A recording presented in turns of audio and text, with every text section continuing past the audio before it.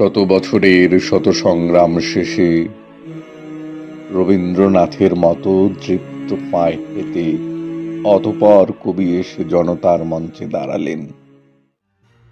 তখন পলকে দারুণ ঝলকে তরিতে উঠিল জল, হৃদয়ে লাগিল দোলা।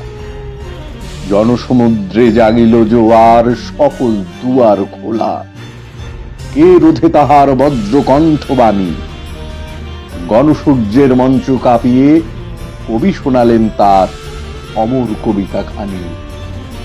এবারের সংগ্রাম আমাদের মুক্তির সংগ্রাম, এবারের সংগ্রাম স্বাধীনতার সংগ্রাম। সেই থেকে স্বাধীনতা শব্দটি আমাদের।